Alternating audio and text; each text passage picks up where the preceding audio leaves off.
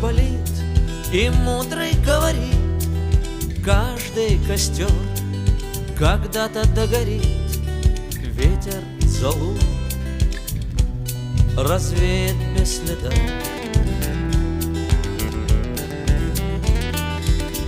Но до тех пор, пока огонь горит, каждый его по-своему хранит.